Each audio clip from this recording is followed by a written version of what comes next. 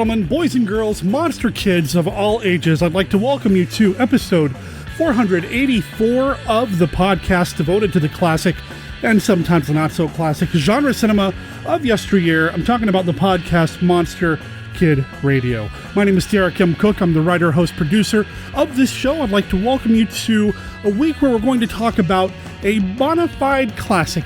And I know I say that quite a bit here on the show, but I mean it, man. This week's movie, it is right up there. If I had to make a list of like my top 10 favorite classic monster movies of all time, maybe even top 5, this would be right up there. And I'm talking about the movie Frankenstein meets the Wolfman. This is a movie that I was shocked that I have not talked about in depth with anybody here on the show. I know it's come up in conversation, but to actually do a deep dive the way that we're going to do this week, we're over 480 episodes in and I haven't talked about this film? What am I thinking? So, you know what? Let's go ahead and talk about it with somebody who's never been on the show before. He's a monster kid. He's a fan of the show. He is a storyboard artist. He's got a career in the entertainment industry, and it all goes back to the monsters. I'm talking about Ricardo Delgado. He's going to be joining me this week here on the show here in a little bit. And yeah, we're going to talk a lot about Frankenstein meets the Wolfman. So hang on tight for that. Now, of course, it would not be an episode of Monster Kid Radio if Kenny didn't prepare his look at Famous Monsters of Filmland. He's going to talk a little bit about how this movie was represented in the iconic magazine. A few other things to go over this week. First of all, I told everybody that I'd be paying attention to what's going on with the Monster Bash situation, and unfortunately, the October Monster Bash has been canceled. Again, we're living in the Corona apocalypse. We're dealing with the COVID, the pandemic, and all the safety concerns that go along with that. And because of that, the October Monster Bash has been canceled. What does that mean for Monster Bash moving forward? Well, hopefully it doesn't mean much. There are big plans to get back into the monster swing of things next year in 2021. But if you want to help out, head over to creepyclassics.com and check out their catalog. Monster Bash thrives on the Creepy Classics business. I'll make sure there's a link in the show notes, of course, but every purchase you make through Creepy Classics helps support Monster Bash. I know a number of you have already done that, and if there are any movies, any books, any magazines, any used VHS tapes, toys, posters, lobby cards, it's all there. Head over to creepyclassics.com and let them know that Monster Kid Radio sent you their way. For any other news regarding Monster Bash, make sure you go to monsterbashnews.com. Ron Adams does a really good job of updating this website and letting everybody know what's going on with the Bash. I don't have any traditional listener feedback for the show this week, but I did receive a couple of personal messages. I wanted to just say thank you to Jason from the United Nations of Horror podcast. He shot me a message, and I really appreciate it, man. Thank you. Also, a different Jason, Jason S., also sent me a personal message by email. And again, I just want to acknowledge that I really appreciate it. It means a lot with everything kind of going on in the world and my world right now. Knowing that you guys and gals are out there looking forward to what I do and having my back, it just means a lot. So thank you so very much. I appreciate it. The United Nations of Horror podcast, by the way, you can check that out at unhpodcast.com. I'll make sure there's a link in the show notes. Another link in the show notes that you'll find is a link to a brand new podcast called Monster Study Group. I meant to mention this in a previous episode earlier this month. This is the brand new podcast by Mark Madsky. Mark Madsky is a longtime podcaster, a longtime cryptid enthusiast, and you know what? I'm going to call him a longtime friend. He's been podcasting for a long time with his family, and he's been doing a lot of other things as well, and now he's got the Monster Study Group podcast out there for you guys and gals to check out. I found it through Anchor at anchor.fm/Mark-Madsky. So you know what? I'm just going to make sure there's a link to Monster Study Group. And as I look at the listing here, I'm a little behind. I have not listened to episode 2 yet, which I'm really looking forward to because it's all about Toho. And you know I love me my kaiju films here on Monster Kid Radio. So congratulations on getting the new podcast started, Mark. Looking forward to hearing how it progresses. If it's anywhere as good as your previous work, I know I'm going to love it. And finally, before we move on with the rest of the show, I know I just mentioned a second ago we didn't get any traditional listener feedback, but now I'm going to call for some. This is a call to action. Basically, I'm starting a new project that may see the light of day by the end of the year, maybe early next year, and it involves public domain horror movies, monster movies, sci-fi movies, fantasy movies, whatever. what is the public domain? Now, you guys and gals have probably heard me talk about this here on the show, and most of you probably already know, but public domain films are typically the movies that you'll see on most horror-hosted programming because they're free to show. Famous public domain films are things like White Zombie, Night of the Living Dead, Carnival of Souls, things along those lines. These are movies that, for whatever reason, did not get renewed through the Copyright Office or submitted to the Copyright Office in the first place, back when that was a requirement, or for whatever reason they just didn't get the proper protection upon initial release. Things like Manos, the Hands of Fate, for example. You all have heard me geek out about public domain and intellectual copyright and all that other stuff over the years here on the show.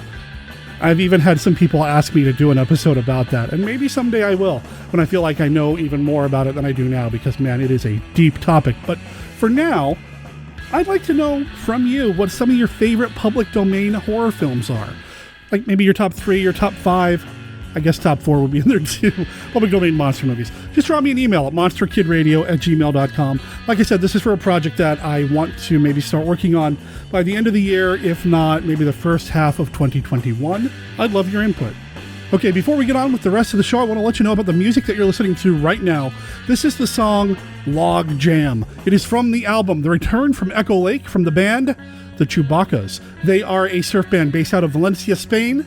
They gave us permission to play their music here on the show. You can find them at chewbaccas.bandcamp.com. And yeah, Chewbaccas is spelled exactly like you think it is, .bandcamp.com. Of course, there will be a link in the show notes, and you'll hear this song again in its entirety at the end of this episode. But before we get to the end of the episode, we got to get to the rest of the episode, and that's going to happen right now.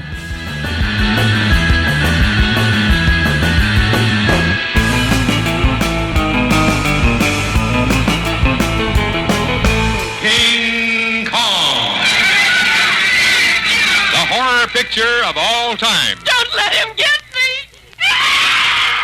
A beautiful girl torn from the arms of her lover by a jungle beast. King Kong. See a battle between prehistoric monsters on an island time forgot. A nightmare jungle creature from the primeval past stalking Midnight Street. My baby! It's got my baby! See the thrill classic of all time, the biggest gorilla picture ever made in motion picture history. The jungle epic that can never be duplicated. See RKO's original... King Kong. King Kong! King Kong! Horror of Dracula. Dracula, the most terrifying lover the world has ever known. Who will be his bride tonight? Horror of Dracula. Dracula, dead and yet alive for 600 years. Dracula, the human vampire who lusts for human blood.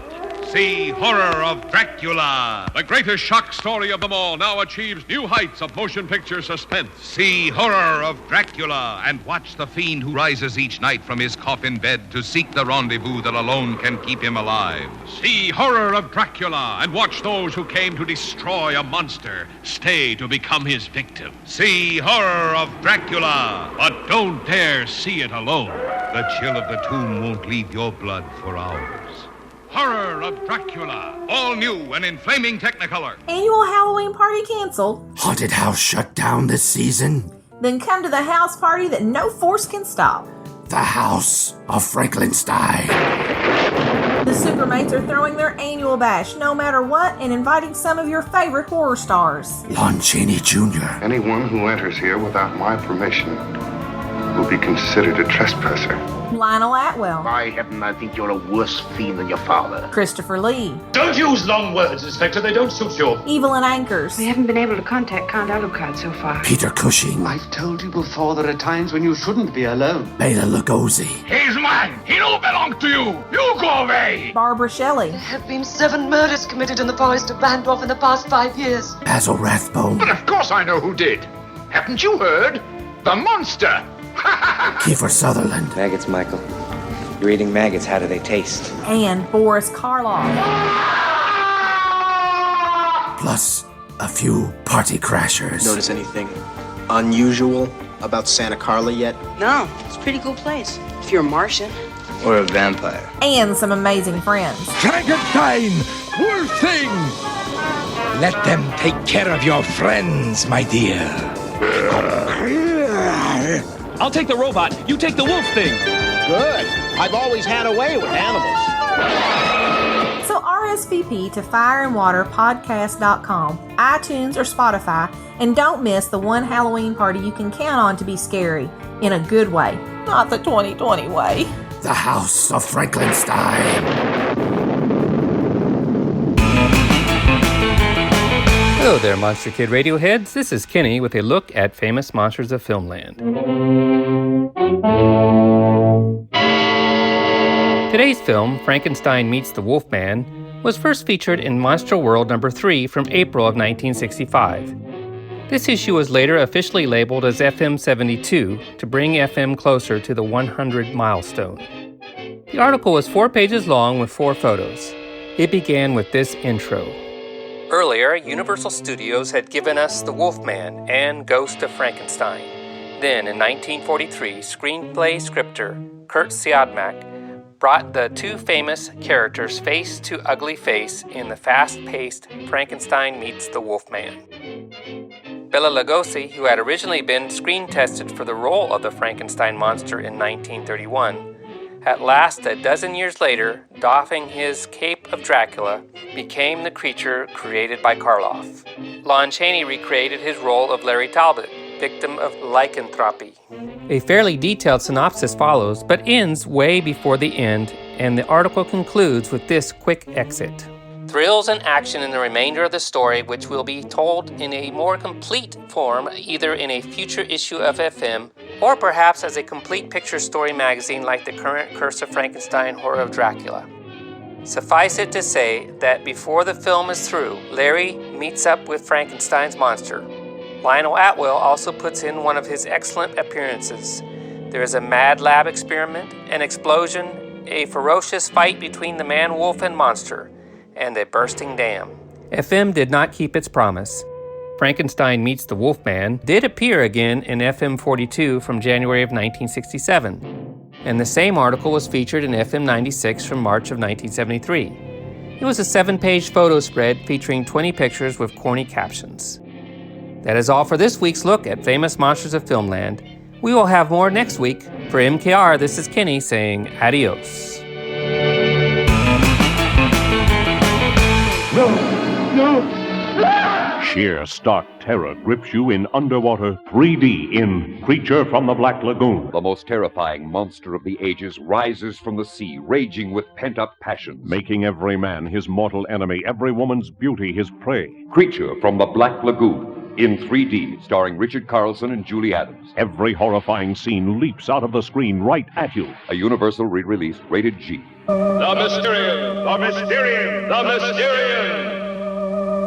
You are now inside a flying saucer. Our destination, the planet Earth. We are the Mysterian. Our race is old, dying, our planet dead. Only you of Earth, you and your women, can give us life. And what we want, we take. Swooping down from outer space, flowing up from the lower depths, the Mysterians. Creatures who knew the uttermost secrets of the atom before our planet was born. Love-hungry spacemen come to seize our women that their dying race may live. It started in the east. Soon it swept the west. The all-out horror of interplanetary war. See giant robots no earthly weapon can destroy rip a path of destruction across the land. See the forces of nature harnessed to the invader's will wipe entire cities from the face of the world. See the earth itself crumble beneath your feet. The Mysterian. Threatening our civilization with weapons beyond the belief of modern science. Flying ray guns that blast everything before them. An impregnable fortress that hides in the earth. Gamma rays that melt the heaviest armament. As men and machines disintegrate before your eyes. The Mysterian. What power can stop their ruthless advance? See the blazing holocaust of an earth gone mad. See on the giant screen in flaming color. The Mysterian. From caves and sewers come the slime people. To kill, kill, kill. There is no escape from the slime people. The slime people. Nothing can stop the horror of the slime people. For a new adventure in terror, live through the wild bloodbath of the slime people. With lust they come, with vengeance and murder. See the nightmare of the Slime People.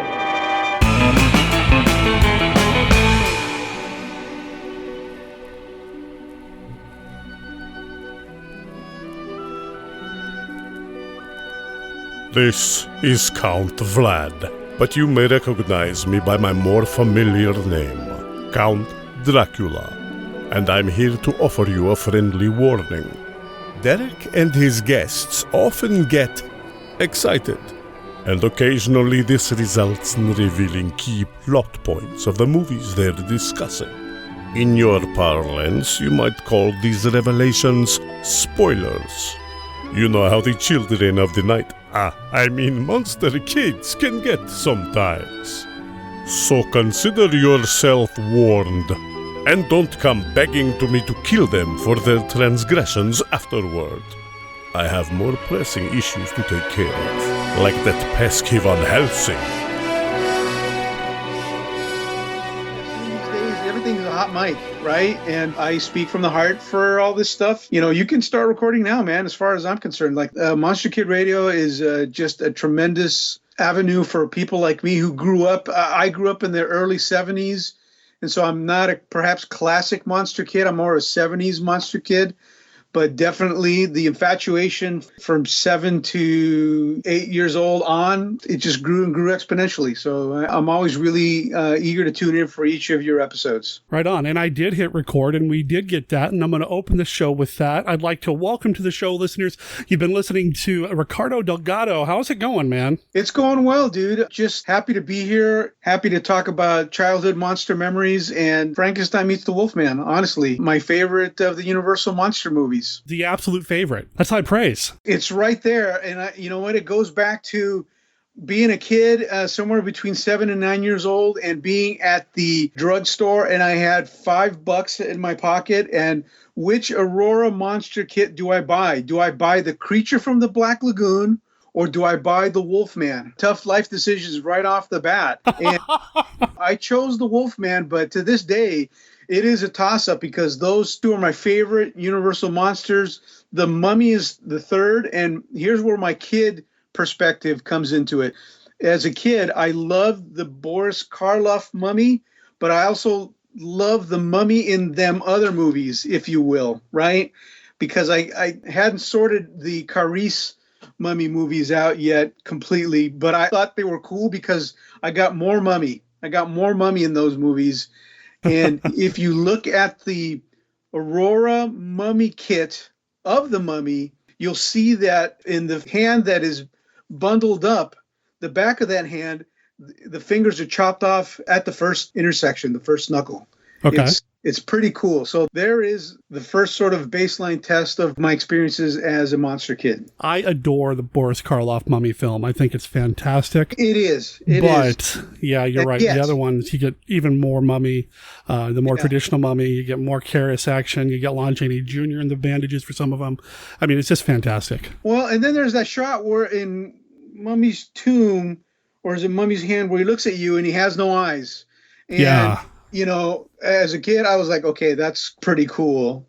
And yeah, we're not here to talk about that one. We were here to talk about Frankenstein meets the Wolfman. I know, but, you know, we're monster kids. This is going to happen. It is. I'll even sort of slice my cake even thinner by saying that as a kid, I was such a categorizer of this stuff.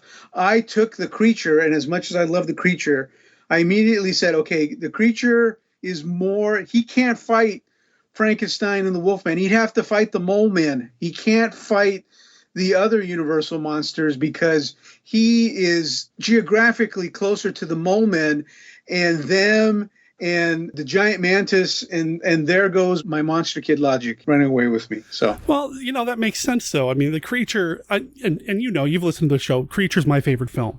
And as much as I love the creature, I always have a little bit of difficulty lumping him in with the others because geographically, timeline wise, he's so much later in the cycle. He's really more of a, like you said, the Mole Man kind of era, you know, Deadly Mantis, This Island Earth, Metal Mutant stuff. I think he's a good bridge between the two, but really I struggle putting him up against Frankenstein's monster or the Wolfman because it just doesn't seem to to work. And even the aesthetic and the approach to that kind of storytelling is different from the 1941 Wolfman to the 1954 Creature. It's just, I love them. I'd love to see him rumble, sure, but it's hard to kind of lump them all together as one. Although Mad Monster Party solved that problem quite easily, I must Good say, point. in retrospect. You know, and yet I will say that as a kid, and even today, the Creature from the Black Lagoon movies, it's just one big saga. I love all those movies. For me, the Creature from the Black Lagoon design, it's the one design that you look at today, and all the creature designers and all the creature effects guys in town that I know just adore that first design, because as a kid, you look at it, there's that shot where it's holding one of the poles, and or when it's walking at you and it's breathing, you know, and there's the deep set eyes in that first design. You look at it as a kid and you go, that's a real animal. Like I really thought that as a young man. I go, that's a real animal. And as much as I adored the Wolfman, and I'm going to explain in depth how much, you know, how crazy I was about the Wolfman, that creature design is just unbelievably epic. And hence my Aurora model kit dilemma, holding those $5 in my pocket at the drugstore. Like, which one do I get? The Wolfman? But he doesn't have a shirt, you know, and the official Wolfman has a shirt. And yet, you know, that creature is so cool. And it's got the iguana right next to it. And yet the mummy, you know, has the little cobra on the side and the tomb. So those are my top three right then and there. So right on. You know, normally, and we'll go ahead and do this anyway. Normally we do a round of the Classic Five with everybody. We got the deck of cards here and, you know, this or that, which style movie do you prefer kind of question. There are no wrong answers. I have a feeling that we're going to have no problem coming up with something to talk about. But let's go ahead and play a round of the Classic Five anyway. Are you ready to play? I'm ready to play. Let's do it. The Classic Five! All right, here we go. Card number 1. Oh, from the Universal deck, who do you prefer? Una O'Connor or Maria Ospinskaya? Oh, Maria Ospinskaya. Yeah, that's like not even a discussion for me, because she's sort of the emotional vertebrae, if you will. She's the heart of the Wolfman saga. I appreciated her so much, especially in the movie that we're going to discuss right now. When Larry Talbot seeks her out, the way that she's afraid of him, but yet she has sort of a motherly love toward him and agrees to sort of care for him. It's just a really beautiful sort of relationship that they have. So Maria Ospinskaya, big time. I was really taken, and we'll talk about this, I was really taken by her nurturing of Larry in Frankenstein Meets the Wolfman. But there's a scene where Vasek, who's the first jerk in the Universal, you know, horror plethora, is about to kick them out, and the way that she very regally bows to Vasek, even in the face of his rudeness to her, "Thank you very much, sir. We'll be on our way." It's just very old world. It's very old school. It's very charming, you know. So she's super cool in my book. Oh yeah. Card number 2. What 4 monsters are on your Mount Rushmore of monster movies? Okay, so we talked about 3 of them already.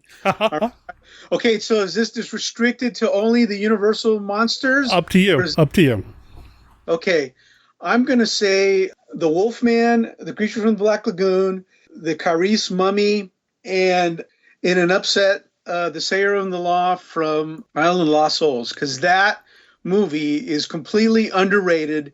Bela Lugosi, it's a small role, but every time he's on, he's completely unnerving and wears a fantastic makeup.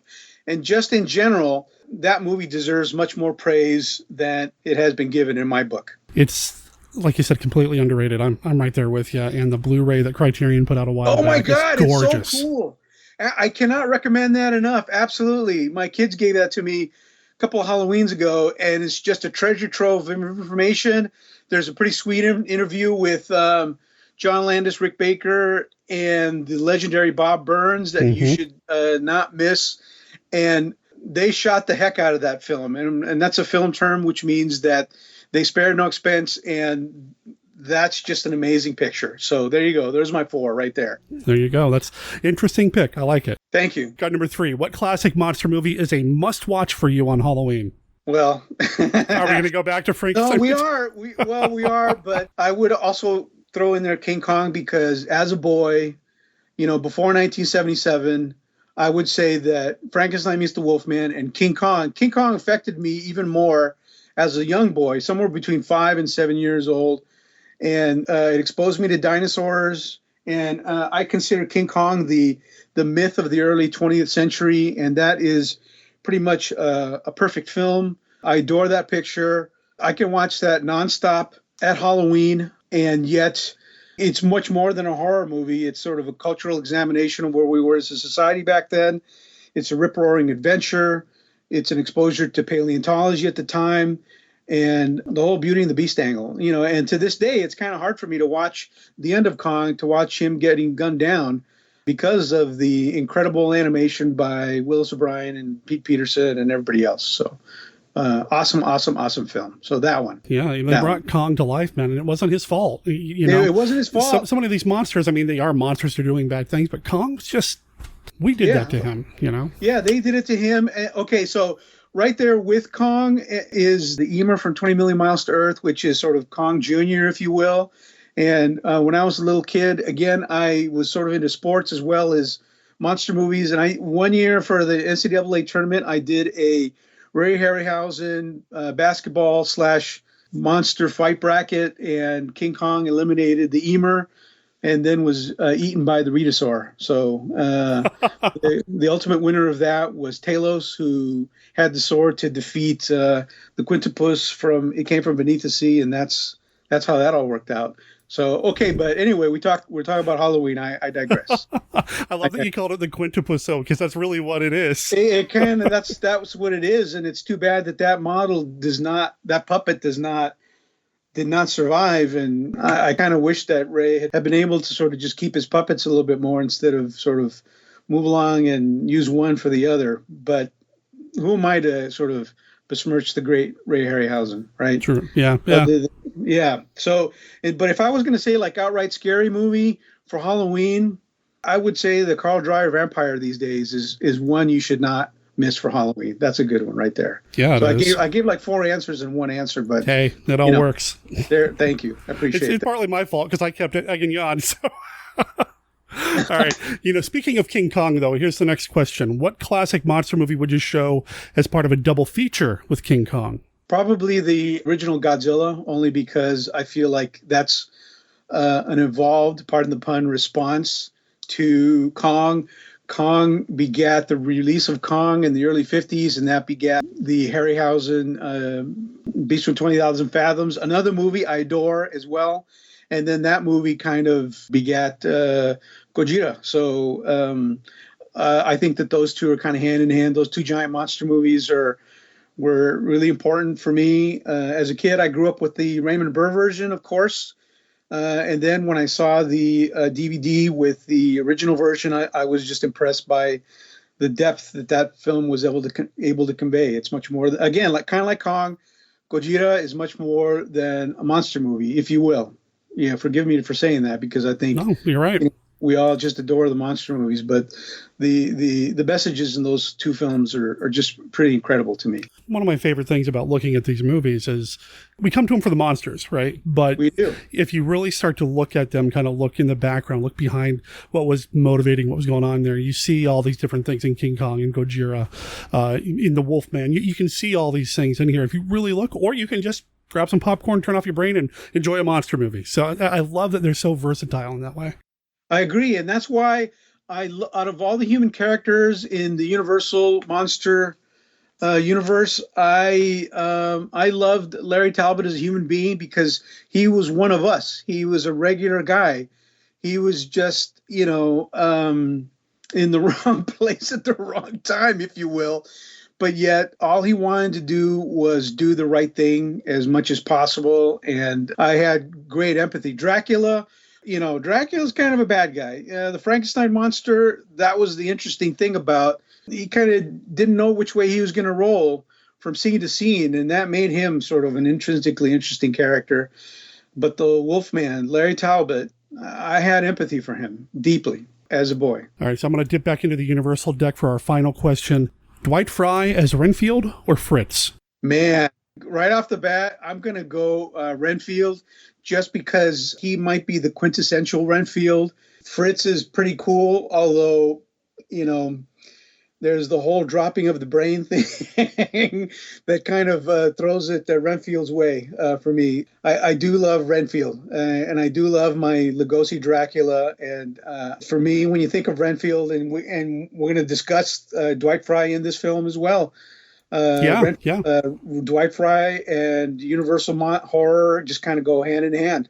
For me, he's sort of one of the perhaps the secondary version of the Mount Rushmores of Universaldom, Yeah. Yeah, Dwight Fry, I had forgotten, actually. I love this movie that we're going to be talking about, but I had not watched it in a long time. And when we started talking about it, I intentionally made sure I didn't watch it again until right before we spoke. And I forgot that he was in that. And I don't know. He's in it, absolutely. Yeah, and his face is so instantly recognizable, right? And for me, it's his voice. I love his voice. Absolutely. Yes. Well, that was the Classic 5. Like I said, I didn't think we were going to have a hard time coming up with something to talk about. I have a feeling that if we are left unchecked, we're going to talk for several hours today. So let's go ahead and move on here. So you grew up with these things, right? You were a monster kid from the beginning, it sounds like. Yeah, sort of early on, I was exposed to a lot of things at a early age. Essentially, the Aurora monster model kits and watching these films around Halloween in the early 70s as a little boy on KTLA Channel 5. For me, they kind of hit me all at the same time. And yet I was also kind of overwhelmed by other stuff like the books, Famous Monsters of Filmland as well. Back then, my parents would give us $1 a week for our allowance, and $1 had to go a long way in those times, folks, to all you young listeners. And our purchasing power was sort of based on what we had to come up with to every week to buy what we were going to buy. And for me, saving up money to buy the Aurora kits, to buy Famous Monsters of Filmland. I also adored the Marvel Tomb of Dracula, where Dracula was just this malevolent sort of incarnation. And also kind of throwing out a curve here, I spent the summer of 1972 in Costa Rica. My parents are of Costa Rican descent, and we went back there, all of us. And my uncle took me to the theater a few times, and so I saw a few monster movies in the theater, and I saw a few of the Hammer Draculas. And yeah, they were awesome. Peter Cushing. Okay, if Dwight Fry is my Renfield, Peter Cushing is my Van Helsing. He's he's just really cool. And the endings of those Hammer Dracula films, where Dracula kind of gets his comeuppance, are just amazing. And then that summer as well, my uncle took me to see El Santo contra las Mujeres Vampiros, which is one of the first times I saw a wrestling movie and a monster movie kind of coming together. And those early Santo movies, because they're in black and white, I kind of lumped them together with the Universal Monster Universe, right? So I was like 7 turning 8 at that point, I believe.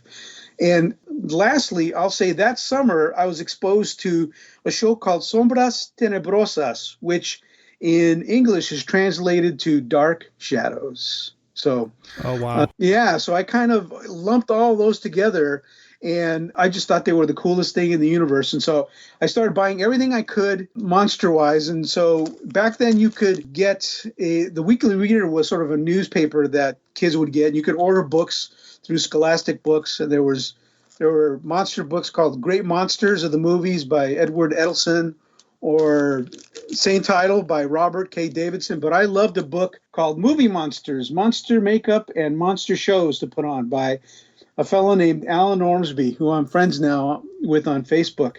The Monster Makeup book and watching Frankenstein Meets the Wolfman caused me to save the trimmings of my brothers and I haircut one summer, and using the instructions in that book to dress up as the Wolfman in full makeup for that Halloween. It was awesome.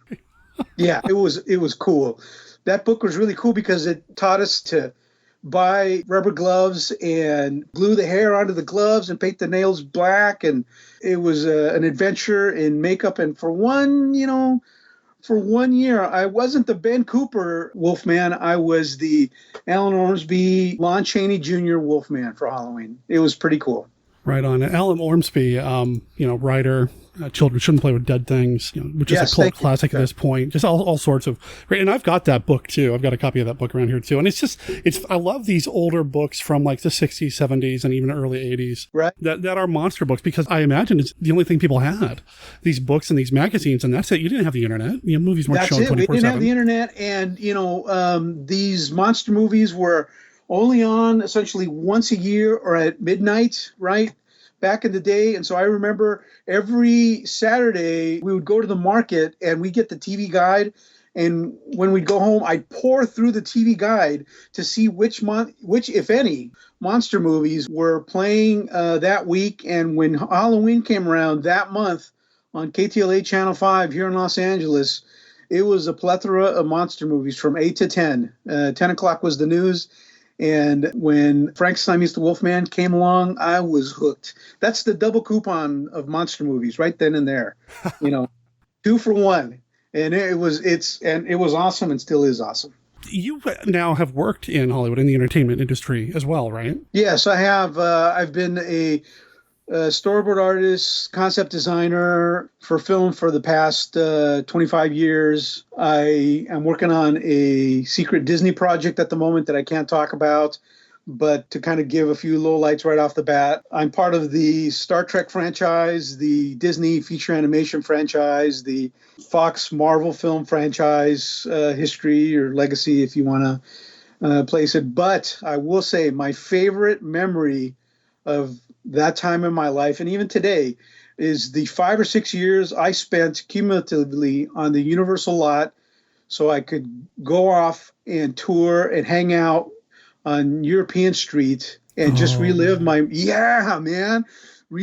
monster kid memories and think of myself gluing, and it sounds silly, but I get a little nostalgic and emotional sort of expressing this, thinking of Alan Ormsby's, movie monster makeup book as a little boy and dreaming of walking along those streets, at night, well lit by moonlight, and then sitting there eating my lunch and working on movies that were cool or not so cool. I was grateful for the employment, but reflecting nostalgically of like, oh yeah, that's where the monster walked out in Ghost of Frankenstein. That kind of stuff, man. Like I really treasure those moments very, very much. And I remember working on a TV show that no one needs to remember. And those sets were built on the Phantom stage at Universal. Oh. They had these sets from Phantom of the Opera on the walls, and everyone else on the show were looking at the sets for the sub and all that stuff, but not me, man. I was looking at the walls of the Phantom of the Opera set. And it was, again, for a kid who grew up, with parents who were immigrants and nothing but love for these stories and movies, to look around and think, 25 years ago, I was sitting in front of a TV in Halloween. One night on KCET, they ran Phantom of the Opera. I hadn't seen Phantom of the Opera. I knew about it because of Famous Monsters of Filmland, but I watched it. And then there's the scene at the end where Eric is holding what everyone thinks is a grenade, and he opens his hand, and then the villagers charge him, and it was so poetic and tragic. And then thinking that here I am all these years later on this set, and that's where they shot sort of the one scene in Dracula where they're watching the opera. It was cool stuff for me. A very fulfilling 5 years. So There you go. Yeah. Wow. I'm a lucky dude. Yeah, no kidding. Especially now that they've torn down the stage, haven't they? God, yeah. This is not a nostalgic business, folks. They burned down the Kong Wall, right? I tell my students this today. I teach storyboarding and visual development and concept design at Art Center College of Design as well. And I tell my students, this is not a fair business you're getting into, but when the sweet moments come, you got to appreciate them. And so for me to be on those sets, I soaked it all in, and I really, really enjoyed it. Man. Yeah. Wow. Yeah. I'm in awe. Well, I have to live vicariously through stories like this. So. One story I'll tell you is that I was working on Beverly Hills Cop 3, and John Landis directed that film. And, it's not a great movie, but I had a great time working on that movie. And John and I would talk about Universal Monster movies all the time. And I remember telling him, I ran into him while I was on Sequest, and I think he was doing another. He used to have offices on the Universal lot, and I remember running into him one time, and I said, "Yeah, I saw those sets, but it's the Phantom stage."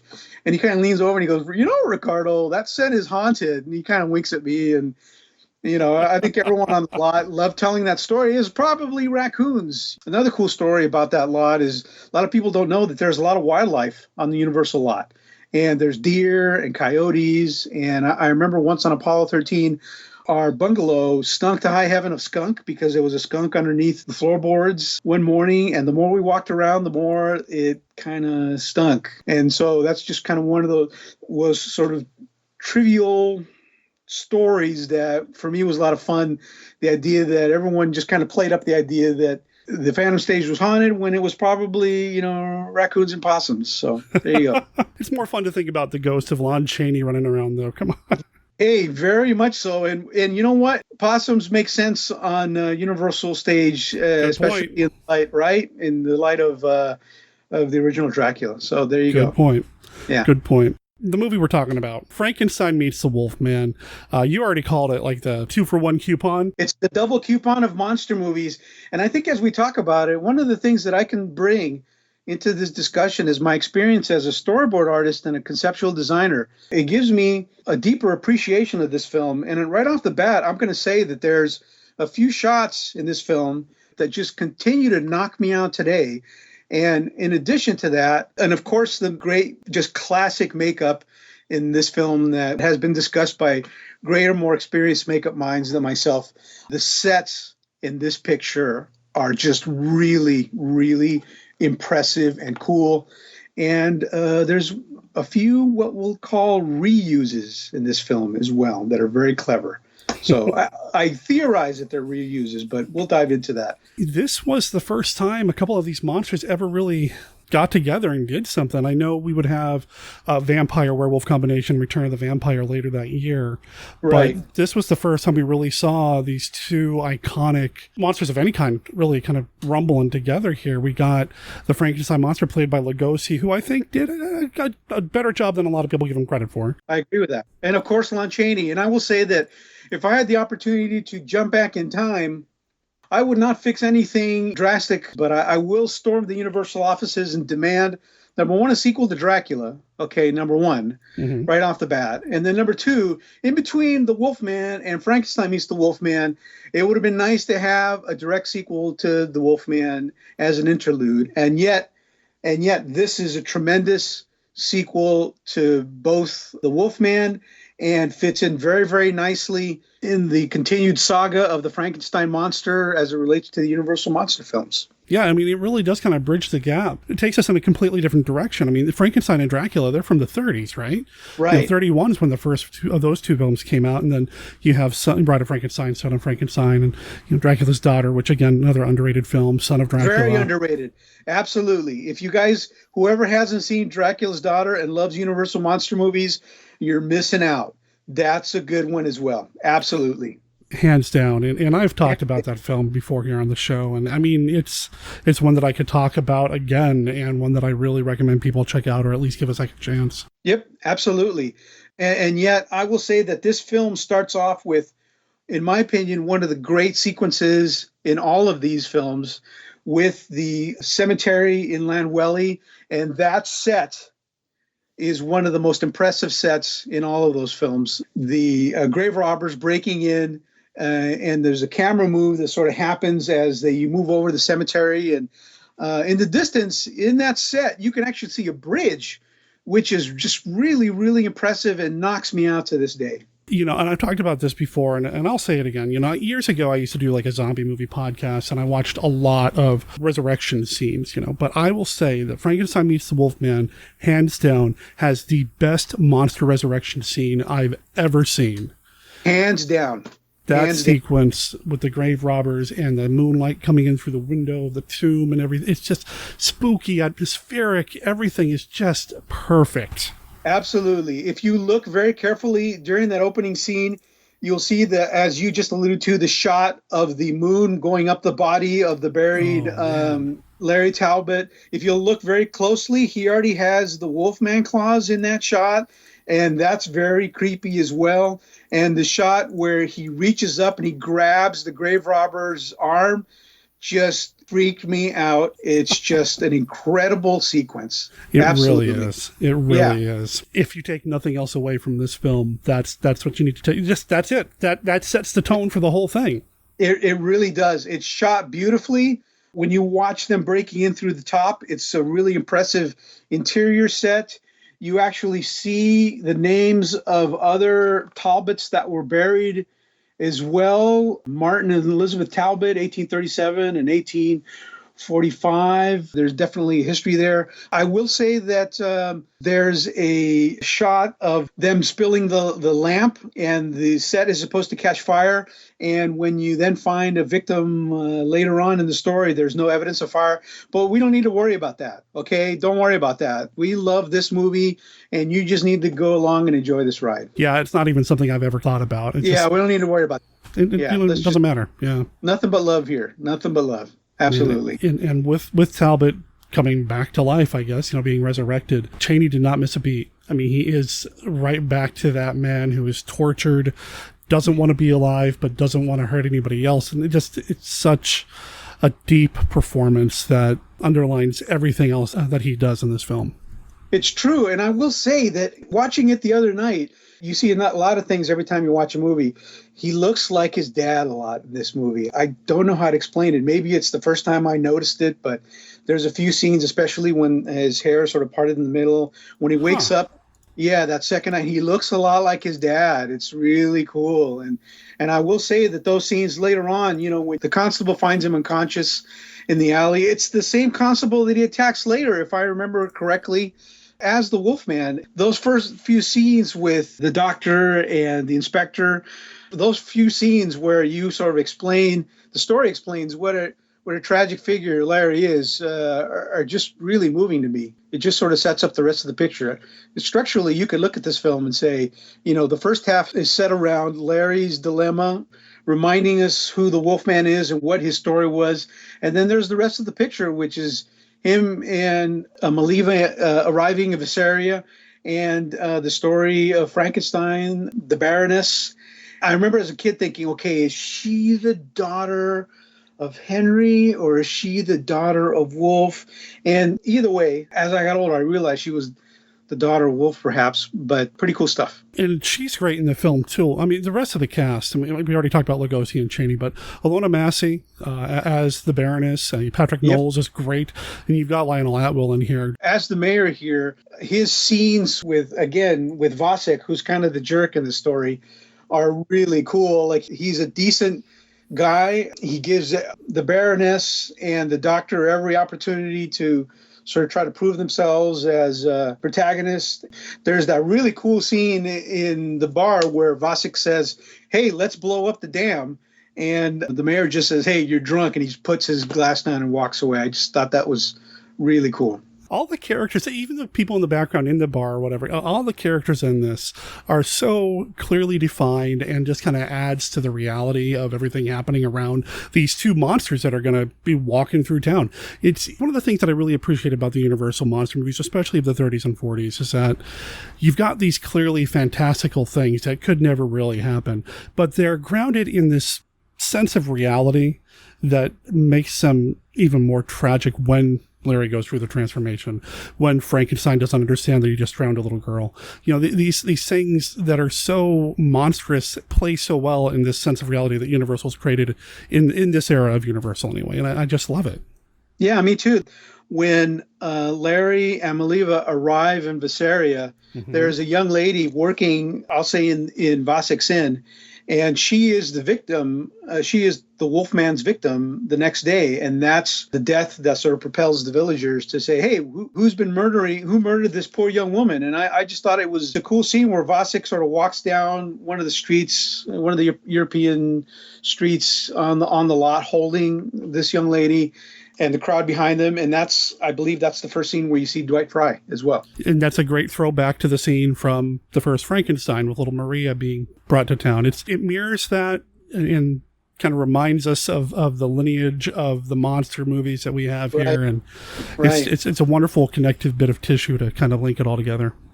It is. And you really appreciate those echoes from a nostalgic sense and also from a world building standpoint, right? Like 70 years before, Marvel Studios started doing this stuff, we all, as monster kids, knew that these stories were all interconnected. And it just meant a lot for me as a young boy to watch this stuff and be able to hearken back.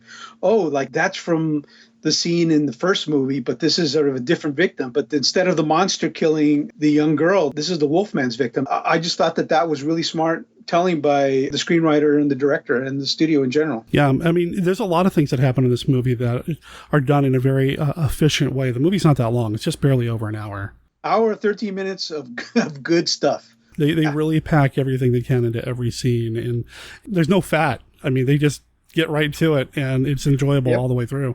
I never felt rushed, but man, I would have loved to. I would sit through this thing if it was 3-4 hours long, but I never felt rushed either, No, I didn't. I felt like the storytelling was very economical. I felt like I understood what was going on, everything that was being presented to me.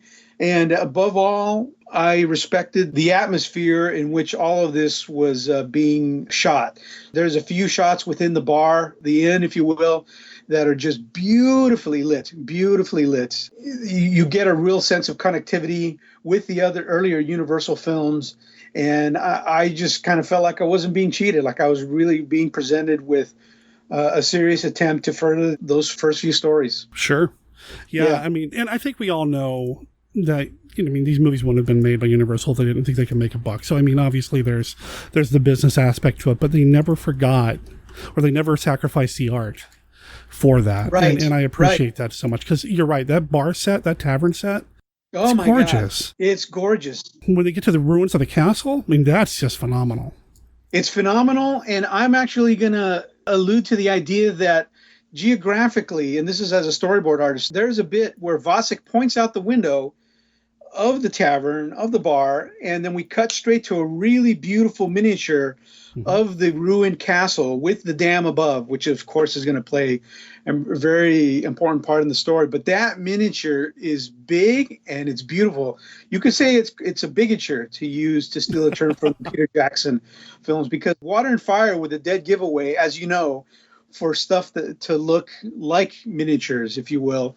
And that miniature is really big. And you actually, the story moves closer to its climax, you actually move in close to the dam and you move in close to the castle ruins themselves. But as you're saying, the ruin sets of that film are just really impressive because they give the illusion that there's a cellar and a subcellar and a ground level, and they explain that effortlessly. Like the lowest level where the monster is frozen, that is a beautiful set. That is a gorgeous set. Yeah, it is. With Talbot being brought back, he does look for help from Maliva. I love the way that they reintroduce the two characters together, and just that, I said it earlier, that nurturing kind of maternal relationship that she has with him, taking responsibility for him, genuinely wanting to care for him and help him through this. No ill will at all about how, he killed her son in the previous film, and that carried over from the first time they met too.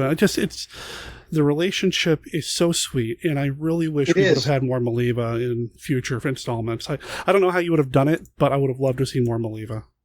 Yeah, I mean, I'm going to even go as far as to say that their relationship sort of presents the idea that she takes him in as her surrogate son, right? Like she sort of transposes the love that she shows to Bella in the first film and gives it to Larry. For me, I thought it was so cool where the scene where they approach the ruins and, Larry's not really believing what the Baroness and Dr. Mannering are presenting, but he looks at Maliva and she says, "They speak the truth, my son." That's when he buys it. And he's like, well, okay, I guess I got to trust you. So that's when he was sold, because throughout that story, if you watch it, Larry he's a tragic guy, but he's also frustrated. He's not putting up with a lot of guff, right?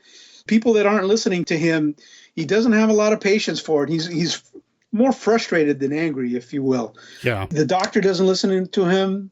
The inspector, the townspeople, nobody listens to him, but Maliva knows him, Maliva believes him, and she has earned his trust.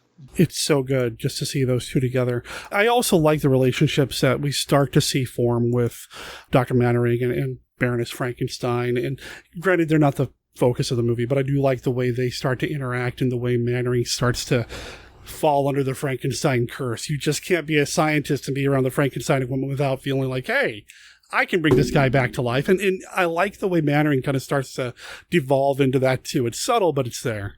It's subtle, but it's there. It's the big scientific temptation, right?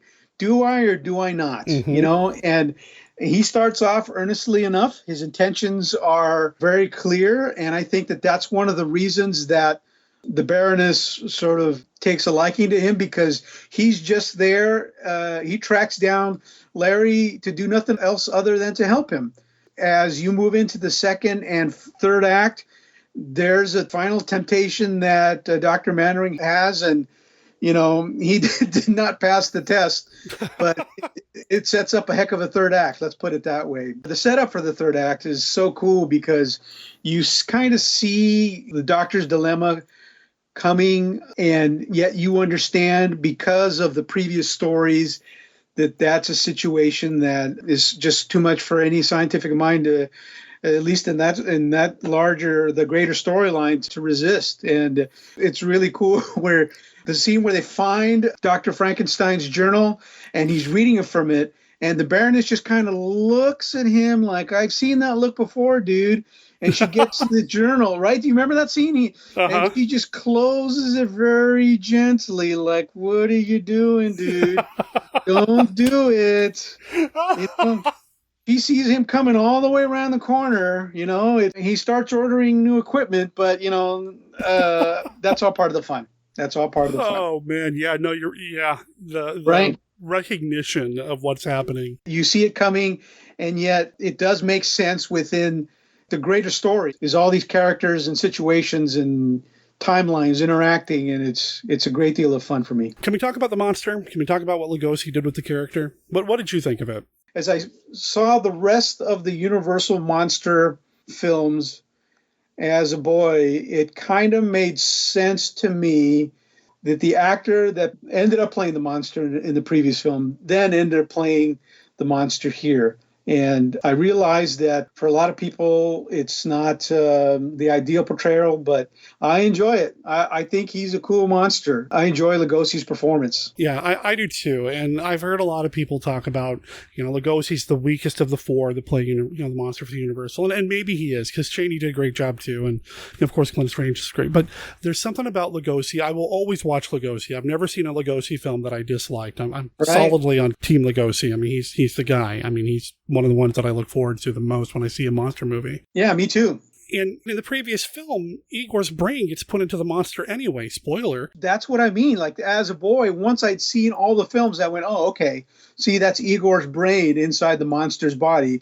So it kind of looks like Lugosi, and it sort of made sense to me. It defied my kid logic, my monster kid logic mind. It sort of made it acceptable to me. Yeah. And even then, man, if you're one of the four people in this universe that have played the classic Universal Frankenstein monster, that's like arguing about, who's the better James Bond. That's like, there's only a few people that played that role, man.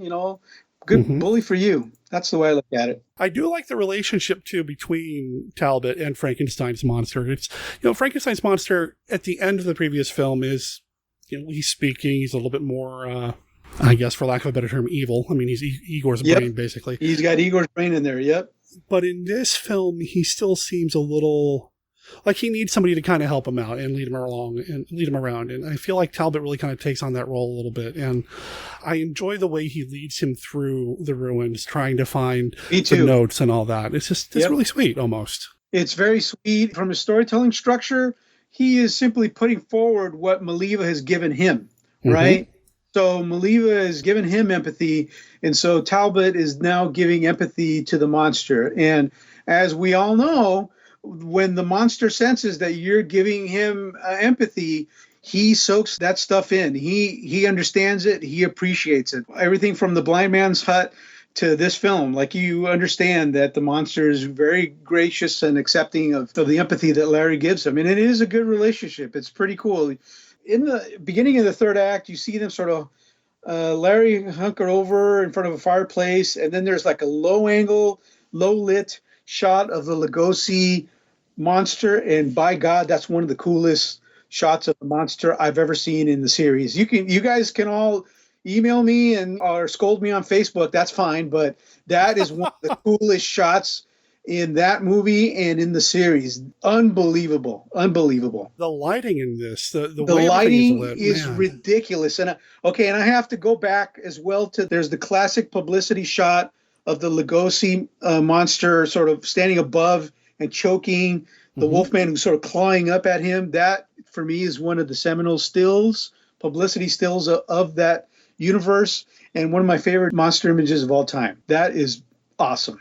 Love it. I've got it on my screen right now. You said that. I'm like, okay, I've got to pull it up because I've got the Internet Movie Database listing up, and it's one of the first things that comes up when you look at the pictures. It's a great still. It's a great image. Just seeing them.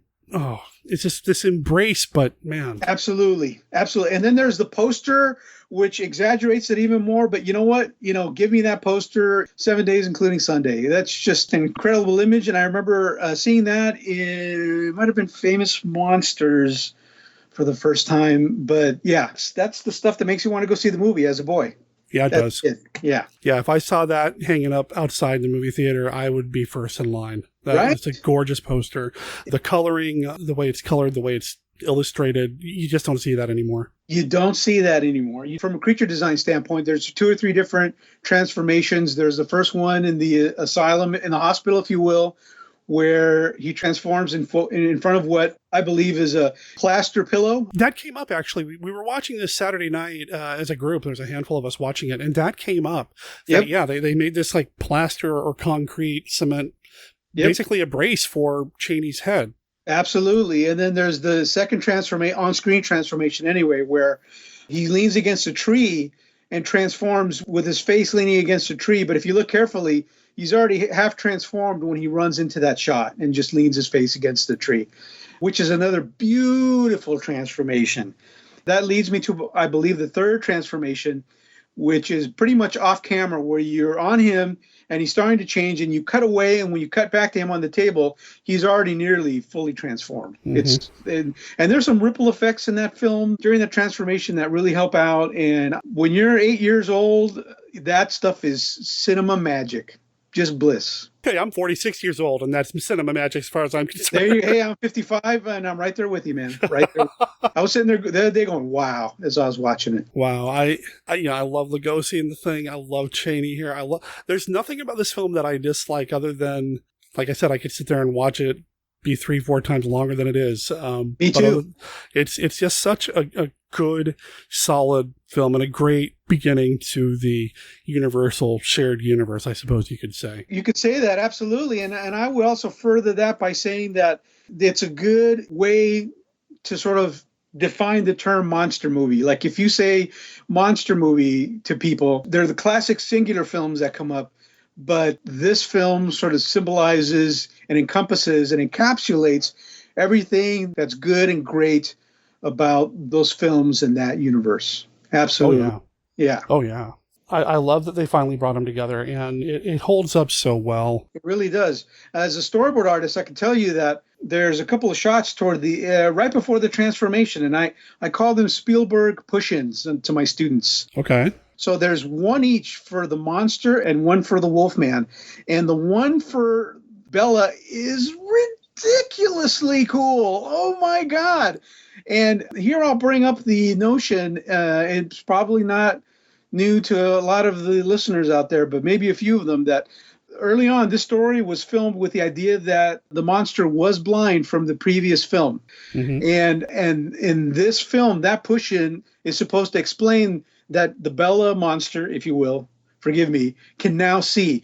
But it is still a hell of a push-in. It's a tremendous shot. He's leering at Dr. Mandarin saying, I'm at full power, dude. I'm going to bust out of here. And that's exactly what he does. And there's a camera one as well in terms of film symmetry to Lon when he's about to break out as well. And what a tremendous fight. I love that fight. I love that lab. I love the lighting.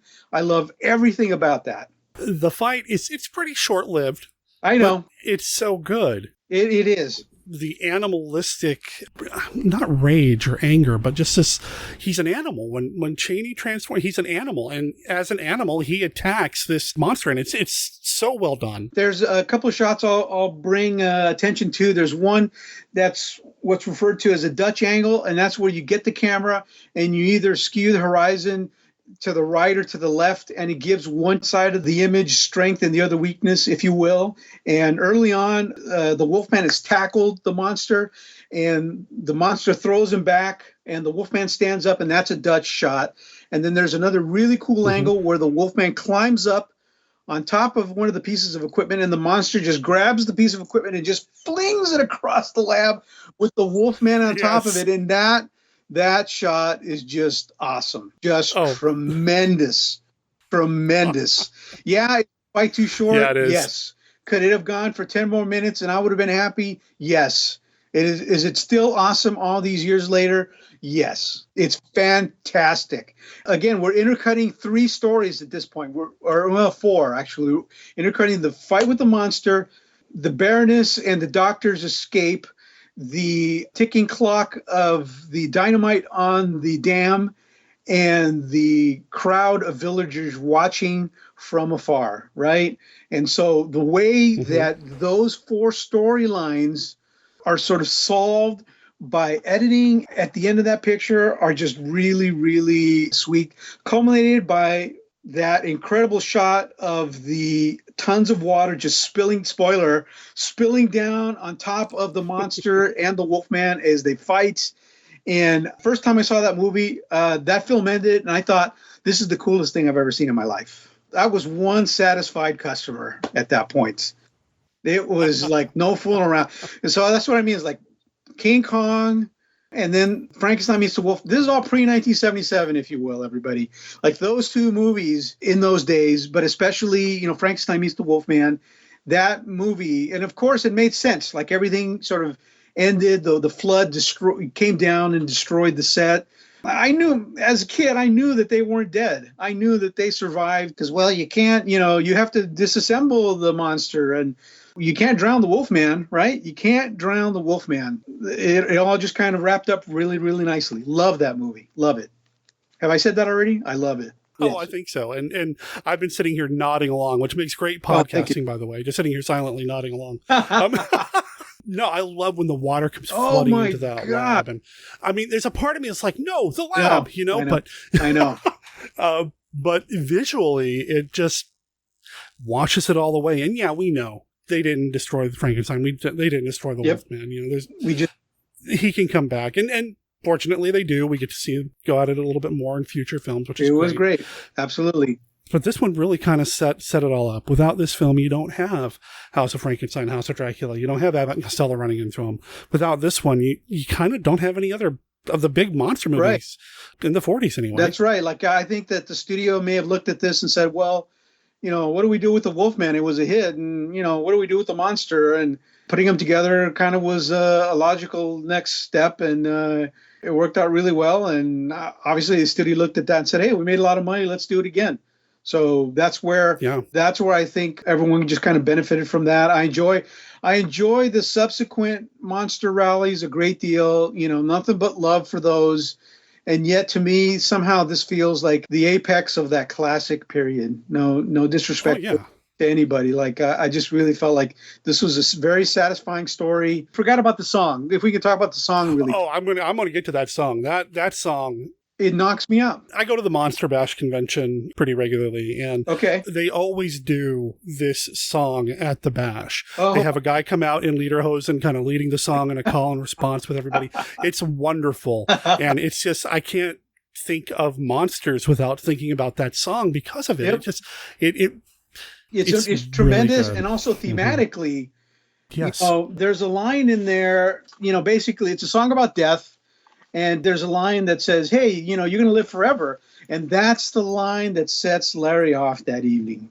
Yep. Until then, Larry's just kind of sitting there kind of worrying about whatever Larry Talbot and the Wolfman worry about. But when he hears that line, that's the one that kind of sizzles his bacon, if you will. And it sets off the chain of events in that story. And the end of the song also introduces Dr. Mannering, right? And by the way, there's like a couple hundred extras in that scene. They first go to Vasek and they make fun of him, but Vasek doesn't care because he's making a lot of money that night, right? He doesn't care, but then they go to Larry and the Baroness. There's that one line, and that's the one that kind of twirls Larry's. It pushes his button, basically. So, why would you say that to me? I love it.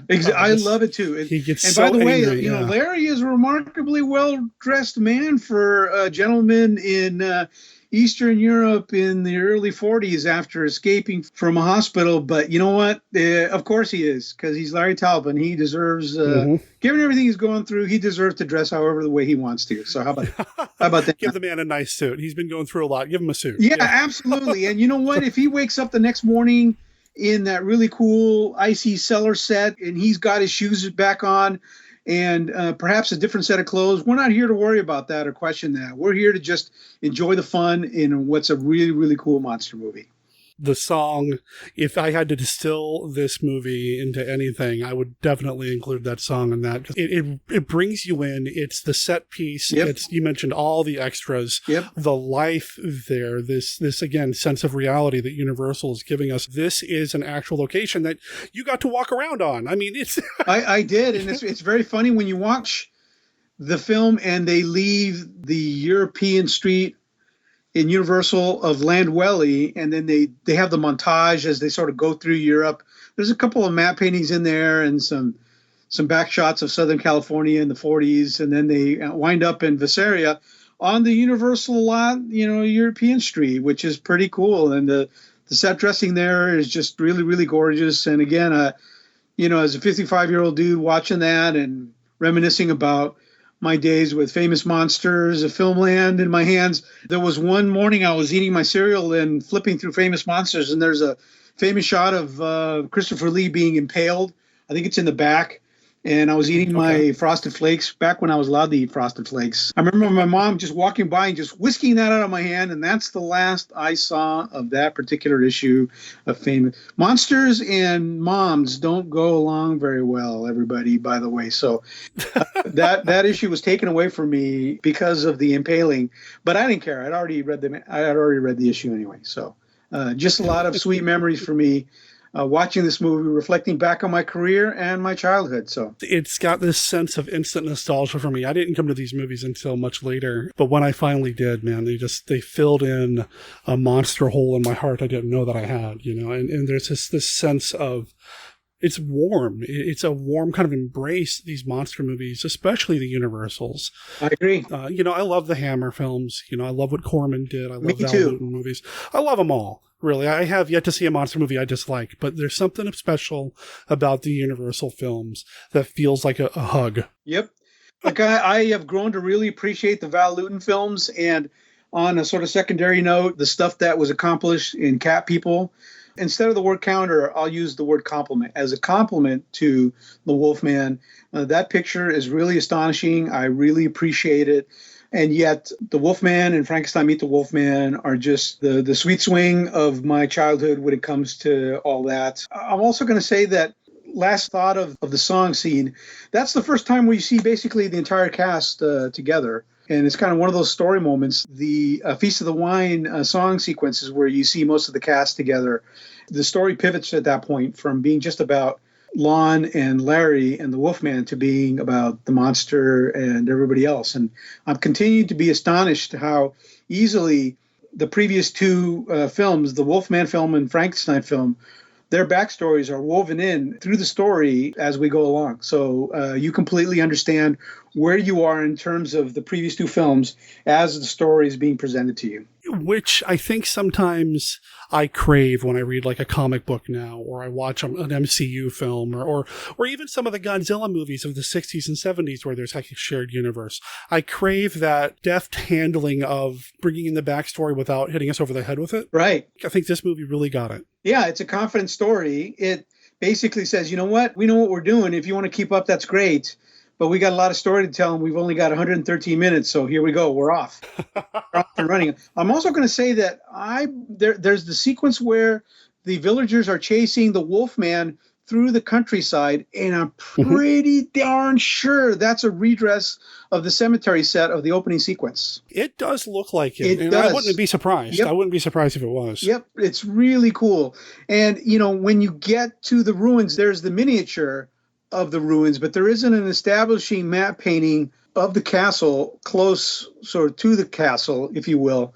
But they stage it in such a clever way that the Wolfman sort of runs through these ruins. There's all these pillars. Some of them look like Greco-Roman and Egyptian, which are just stuff you grab off the back lot, but who cares, because it makes for beautiful visuals.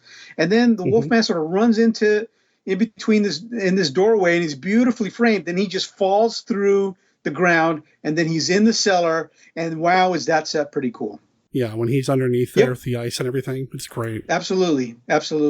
And that set, I believe, is an L or V-shaped set, and then he turns around and he walks essentially toward the camera, and behind the camera is where he finds the monster buried in ice. At least that's the way it appears to me. Yeah, and just seeing the monster in the ice, it's such a great reveal. Absolutely. And the way that Larry right away sort of digs him out of there is pretty cool. It looks like a kind of a wall of ice, and he grabs a rock and he sort of hacks away at it. And then there's the beginnings of a beautiful friendship, as, Casablanca would say. Nice. Another aspect of the story is how much of a friendship the monster and Larry have, and how it's going to lead to an antagonistic ending between the Wolfman, essentially his alter ego, and the monster as well. It's a nice change of pace, because in the previous two films, Igor's using the monster to kill people, to take vengeance and all that. So it's a nice change of pace to see that, he's not just capable of these horrible, despicable things, even though he's got Igor's brain in him. He's not just that. He's able to have a friendship, basically, this nice relationship of the two of them together.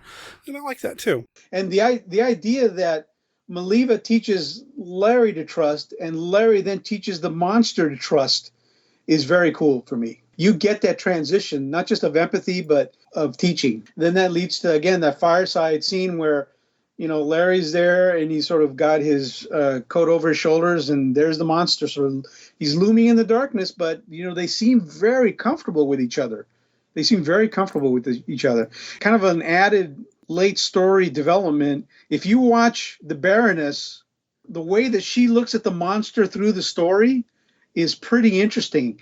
She's the only one that's like, listen, everybody, I don't know if this is going to turn out very well. And she's very leery of him. And yet Larry, because he's Larry Talbot, he's like, no, this is my, he never says he's my buddy, we're all going to hang out and have some beers. He doesn't say that, but he expresses the friendship that he has with the monster very, very clearly throughout the back end of that story. It's very charming, actually. Yeah. It's very charming, and it's almost a through line that carries through the rest of the Monster Alley films, where Larry isn't necessarily trying to stop the Frankenstein monster. He's trying to stop Dracula from reviving him and using him for evil. Right. He's trying to stop Neiman from reviving him and using him for evil. That's right. And, he's almost protecting him. That's right. And I appreciate that too. I do too. And that's another way that us monster kids were able to watch all these films and sort of understand that it wasn't just like, see, this isn't just one movie. It's one gigantic story that's told over all of these other films. And, is the mummy in Louisiana or is he in New England? We don't need to worry about that. Derek, we don't need to worry about that stuff. Okay. It's a very big swamp. It's very big swamp. Absolutely. It's called the Mississippi, folks. And maybe, maybe it didn't stretch all the way to New England, but, we don't need to worry about that right now. So, by the way, there's the scene in one of the latter movies where the young lady mummy revives herself, and that's right up there in terms of creepiness That might be one of the creepiest scenes I've ever seen in a Universal monster film as well. But that's another one of my favorites. I digress another one of my favorites as well. Yeah. So, yeah.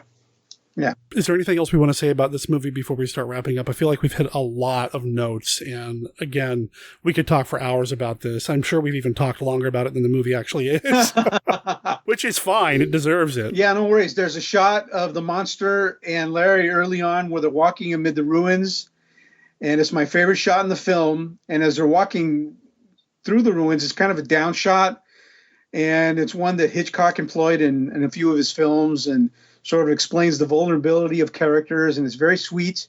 As they walk through that shot, they walk toward us, and they walk to the left of the camera. There's a couple of bats that sweep through the shot, and that's my favorite shot in the film. I love that shot. I love that shot. I love that shot, and I love that movie, and I recommend it to anyone who's new to this universe. I'm sure people listening to this have already seen the film, but watch it again anyway. It's so good. Like I said, it's like a hug. It's two of the three greatest monsters Universal ever put on screen, or four. It's just a great cinematic experience. And to see the birth of the Monster Rally happen here is just amazing. It is amazing. Of course, most, if not all, of your listeners have seen this film, and yet as an instructor, I've taught myself, to never take anything for granted in terms of when you explain stuff. So I'm hoping, if anything, that a few of my students will listen into this podcast and find an appreciation for this very charming film.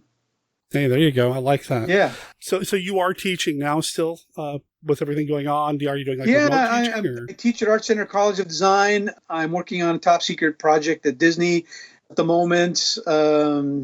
A lot of fun, and still doing my Age of Reptiles comics for Dark Horse Comics. That's something I've been sort of doing for the past 25 years. It's a labor of love, and we haven't talked a lot about my love for dinosaurs, but it's something that, again, was birthed early on with King Kong, and I enjoy it very much. So there you go. I was going to say, with the King Kong love that you gave us earlier, of course you love dinosaurs. you kind of have to, right?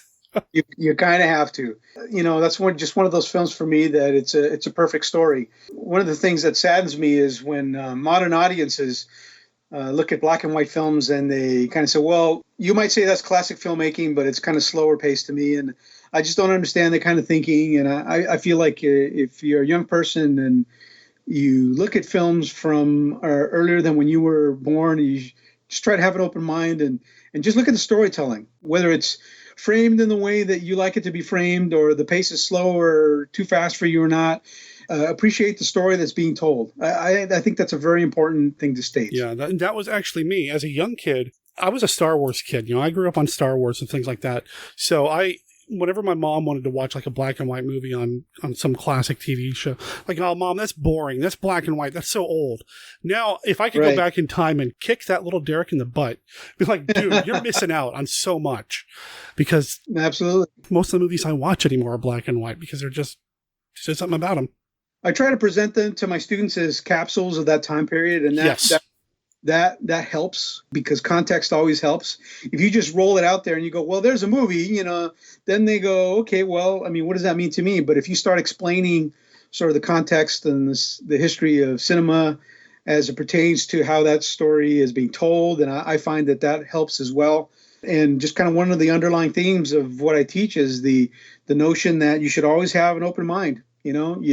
Especially the further we go into this age of information, don't discount, the ability to, just because you think something is creepy now doesn't mean that there isn't creepy stuff in those old movies, some of the, Island of the Lost Souls, Dreyer's Vampire, Nosferatu, I astonished my students the other day when I told them that there's a werewolf in Nosferatu, right? And they were like, well, what are you talking about? And I said, well, look carefully. There's a werewolf in there. It's pretty cool. It's a hyena.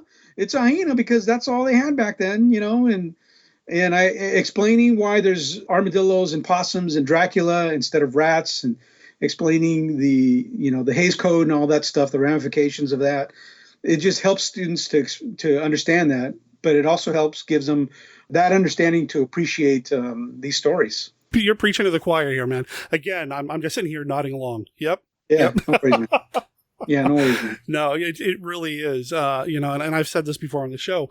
You watch these movies, on the one hand, yeah, they're movies, they're stories, but on the you look deeper, and it's this kind of cinematic, archaeological, anthropological study, because you can learn so much about what was going on in the world and society, what the mores were like, what the rules were like for women, for non-white men, and it's all this other stuff going on in these films that you can take away from them. And maybe 50 years from now, people will watch a Fast and the Furious movie and get the same thing. I don't know. But, for me, these movies really say so much. I agree. And I think that we as a society were learning a lot about ourselves during that time period.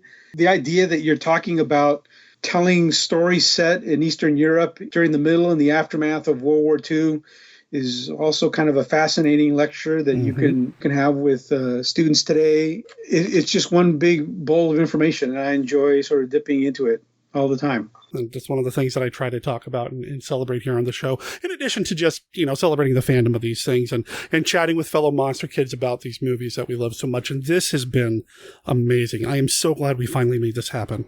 It was certainly my pleasure. First and foremost, I just want to say and reiterate that this forum, this show is a big ball of fun, and just really appreciate all the different experiences and opinions that I hear on every episode. So everybody else, keep up the fun stuff. I really enjoy it. And thank you, sir, for all this. We'll have to have you back on down the line later this year. You've got the Dracula of Transylvania book coming, which sounds amazing. We'll talk about that in the future, and we'll find another movie to talk about. I'm sure it won't be too hard to find one. No, it will not. Whatever it is, we'll figure it out. But more importantly, let's talk Monster Kid stuff from our childhood. That's the sweet spot in all of our baseball swings. We just barely touched on Ricardo's involvement with the Age of Reptiles comic book series, his upcoming book, the Dracula of Transylvania book, which looks amazing. We just didn't get into it. Doesn't mean that I don't recommend it, though. I'll make sure there are links in the show notes. If you want to check out his work, just click through over at monsterkidradio.net. You'll pop over to Amazon through our Amazon affiliate link, and you'll be able to support Ricardo while supporting us, too, because, again, it's an Amazon affiliate thing. I am super excited about having met Ricardo and talking about this movie with him. He and I, since we've recorded, have already come up with 3 or 4 other movies that we may talk about in the near future. If he brings even half the enthusiasm that he brought to talking about Frankenstein meets the Wolfman to any future episodes, I know I'm in for a treat, and I think you guys and gals will be too. Ricardo, thanks again for being part of the show. Really appreciate it, and I look forward to recording with you again, my friend. Across the centuries comes this exciting story of a modern girl cursed by an ancient legend. The legend of the cat people. Women whose kiss means death, whose love turns them into vicious, snarling beasts of prey.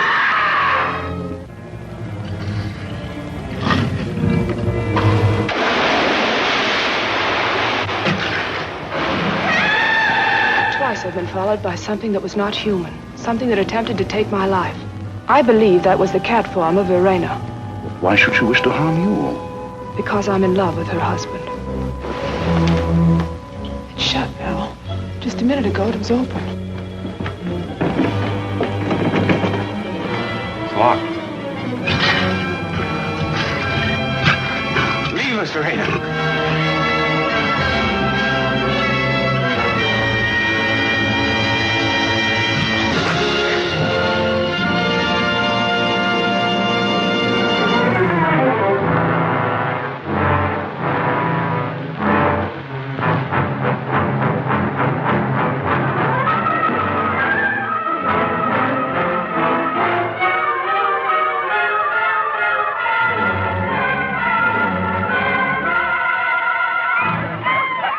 Sweeps London from end to end. Even Scotland Yard is baffled. But 2 men of intrepid daring fight back. It's Abbott and Costello at their hilarious best. Battling fiction's most fearsome themes in Bud Abbott and Lou Costello meet Dr. Jekyll and Mr. Hyde.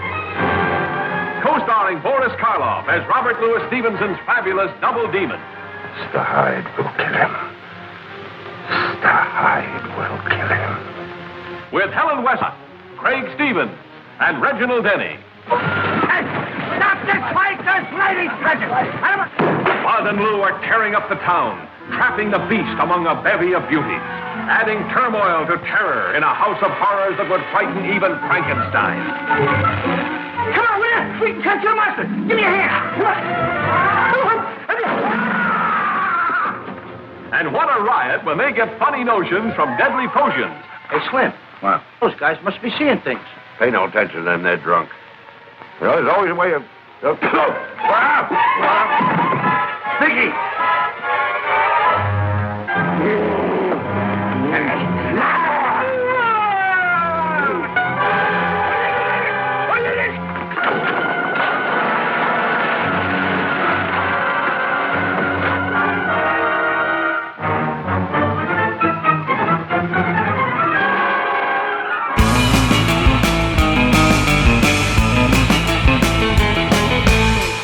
Well, that brings us to the end of this episode of Monster Kid Radio. I want to thank you for being here. Thank you for downloading the show, for sharing posts on Facebook, for retweeting tweets, just letting people know about the podcast and enjoying the show. And, you know, it just means a lot to know that you guys and gals are out there on the other side of this here microphone, listening to me ramble on about monster movies for the past, 7 years. Wow. That's something special. Thank you so much for all of your support. You can find out everything you need to know about Monster Kid Radio over at our website at monsterkidradio.net. You're going to find links to everything that we talked about here on the show. I already mentioned the Amazon affiliate links to Ricardo's work. You can check that out. You can also find our contact information there. You can email me at monsterkidradio@gmail.com, or you can call and leave us a voicemail at 503-479-5657.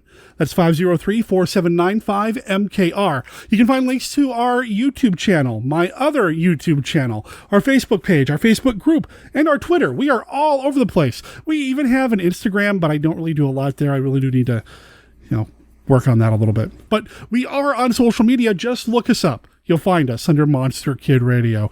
We also have a Twitch stream, and I think most people know at this point that every Saturday we show anywhere from 5 to 7 monster movies for free online starting at 11 a.m. Pacific. Go to monsterkidmovie.club to join the Monster Kid Movie Club and watch some classic monster movies with us on Saturday. And then on Tuesdays at 4 p.m. Pacific, we show a couple of classic sci-fi films. It's all free. There's a chat room there, so you can chat it up with your fellow monster kids, and it's a lot of fun. So please feel free to join us on Tuesdays and Saturdays when we're showing movies. This upcoming Saturday, I can tell you right now, I'm really excited because we're going to be showing a silent film. We don't do a lot of silent films during the Monster Kid movie clubs, but this time around, I'm really pleased. The plan is to show The Golem.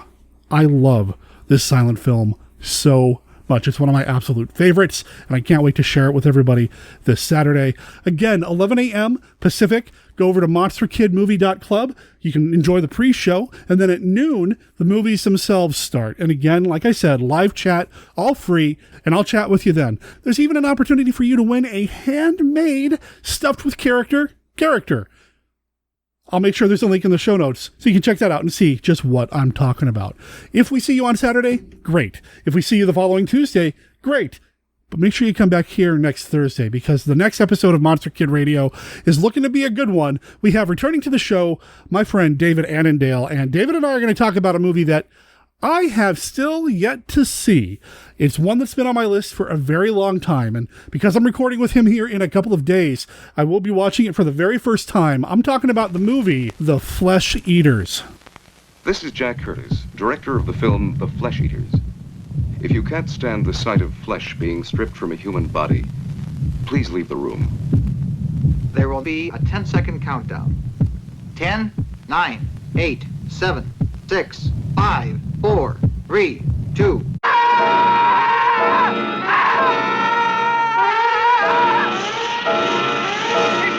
There's something inside me! He's eating its way out!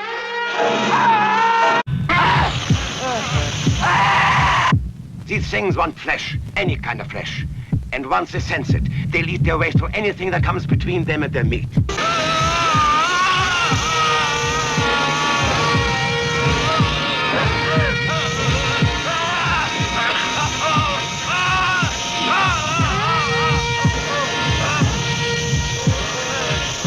one can escape.